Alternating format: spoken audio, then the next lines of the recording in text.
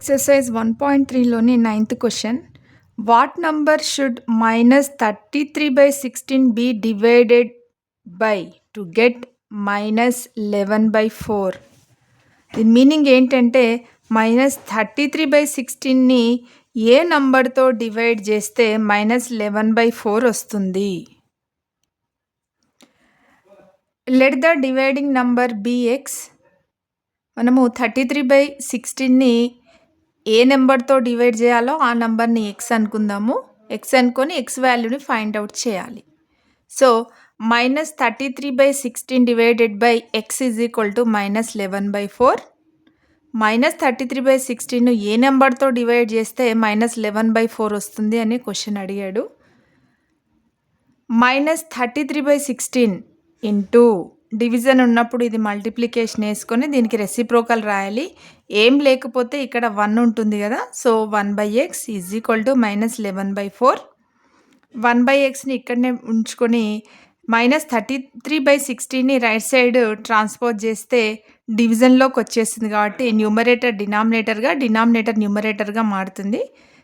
-11/4 into 16/33 minus cancel అవుతుంది. So 1/x is equal to న్యూమరేటర్తో multiply చేయాలి. డినామినేటర్తో మల్టిప్లై చేసినట్లయితే 11 1 జా 11 3 జా 4 1 జా 4 4 జా ఇంకేం మిగిలింది ఇక్కడ 4/3. 1/x is 4/3 implies x is equal to 3/4 అవుతుంది. సో -33/16ని 3/4తో డివిజన్ చేసినప్పుడు -11/4 వస్తుంది. Next 10th question. If 36 trousers of equal sizes can be stitched with 64 meters of cloth. 64 meters cloth ఉందట. ఆ క్లాత్తో 36 ట్రౌజర్స్ స్టిచ్ చేశారంట. అవి కూడా ఈక్వల్ సైజ్ ఉన్నాయంట. What is the length of the cloth required for each trouser? అప్పుడు ప్రతి ట్రౌజర్కి ఎంత క్లాత్ పడుతుంది అని అడుగుతున్నాడు. So length of the 36 trousers of equal sizes of cloth, 36 ట్రౌజర్స్కి అయ్యేటటువంటి క్లాత్ ఎంత? 64 మీటర్స్. మరి length of the cloth required for each trouser, ప్రతి ట్రౌజర్కు సరిపోయేటటువంటి క్లాత్ ఎంత అన్నప్పుడు 64ని 36తో డివిజన్ చేయాలి. అప్పుడు 4 9 జా 4 1 జా 4 6 జా 16/9 ఇంప్రాపర్ కాబట్టి దీన్ని మిక్స్డ్లోకి కన్వర్ట్ చేసినట్లయితే 9 1 జా 9 7 మిగులుతుంది. 17/9 మీటర్స్. ఒక ట్రౌజర్కి ఎంత క్లాత్ అవసరం పడుతుందంటే 17/9 metres. 11th question. When the repeating decimal 0.363636 is return in simplest fractional form p/q, find the value of p+q.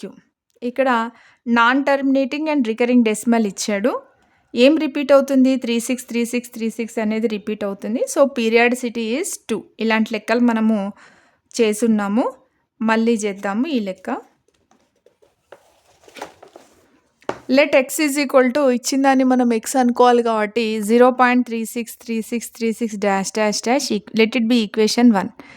36 repeat అవుతుంది కాబట్టి పీరియాడిసిటీ 2 అవుతుంది. పీరియాడిసిటీ 2 కాబట్టి మనం బోత్ సైడ్స్ ఈక్వేషన్ 1ని 100తో మల్టిప్లై చేయాలి. Multiplying both sides by 100.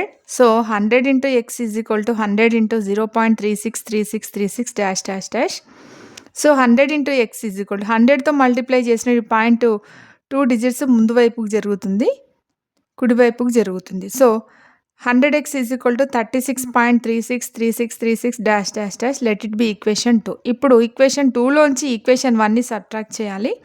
Equation 2 minus equation 1 which implies 100x is equal to 36.363636 equation 1లో x is equal to 0.3636 దీంట్లోంచి సబ్ట్రాక్షన్ చేసినట్లయితే 6 - 6 0 3 - 3 0 6 - 6 0 3 - 3 0 6 - 6 0 3 - 3 0 6 - 0 6 3 ఉంటుంది.